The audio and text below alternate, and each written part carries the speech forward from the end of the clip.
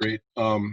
So, part of making your plan is just think about, well, if I have to just run out the door and I've only got a minute or two, what do I grab? Well, you've got your go bag. You've got, maybe your bag that has a week worth of meds in it.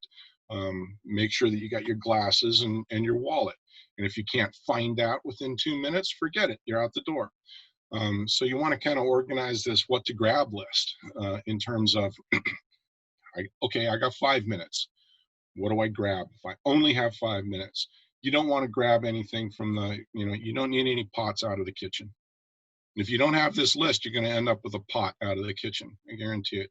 Or an iron, or, who knows. Oh, yes. I always like to say that it's panic packing is what it's called. So you're going to grab whatever you see, right?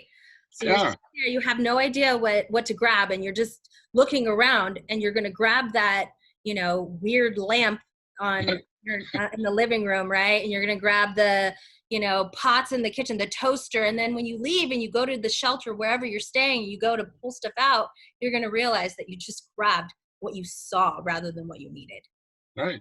And if you got 15 minutes, you're still worked up. You're still not thinking clearly.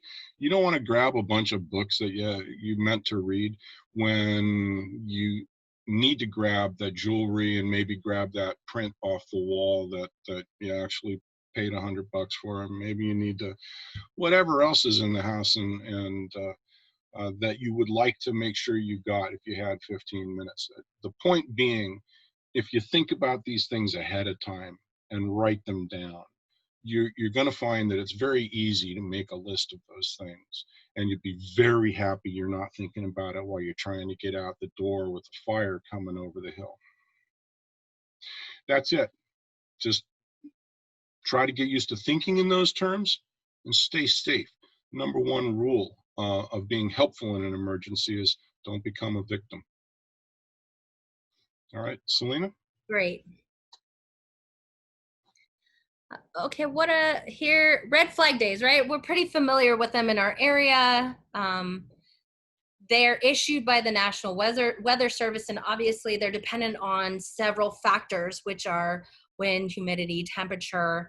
What do you need to know when it comes to red flag day? Well, you need to know, the things you need to have a heightened sense of alert on these days. You need to be ready. You need to make sure your go kit is ready. You don't want to be operating any power tools or mowing your lawn or obviously doing any open flame activities, right? But the main thing is be alert. Have a radio next to you. Make sure that your SMC alert is working properly, that you're reaching out to your neighbors. Maybe one of your neighbors can see the area better than you.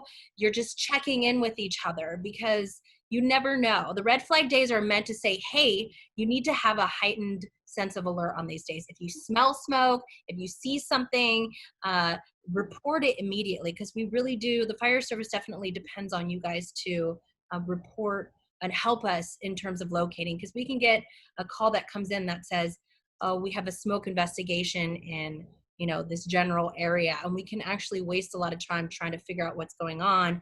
And if you contact us, you might have a better view of where it's located exactly, so you can let us know. And if that is the case, please do not call our fire stations. Do not call me. Call 911. Please, 911 is our main phone, and because we may be out training somewhere in a different area, another agency may be covering our district, 911 is the fastest way to get help whenever you need it. Next slide, please.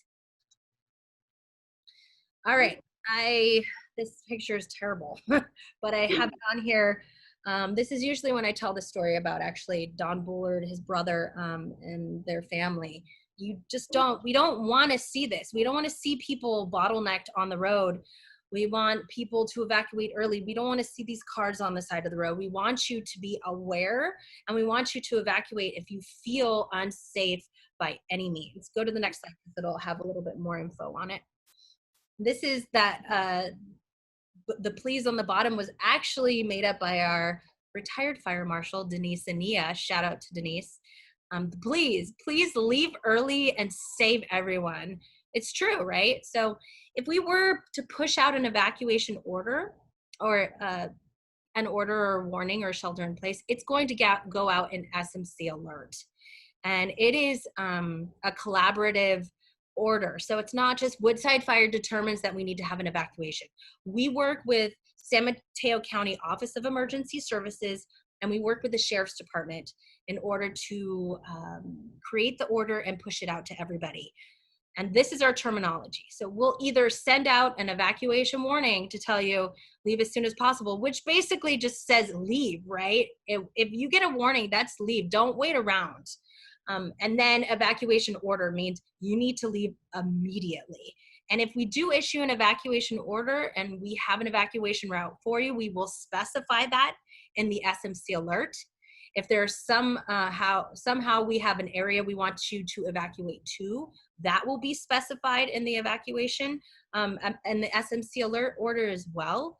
If we do not have that in there, that means we don't have the specific for it. But we're not going to push out an evacuation order unless we have some specific information. And we're actually working with a company called Zone Haven right now to create evacuation maps.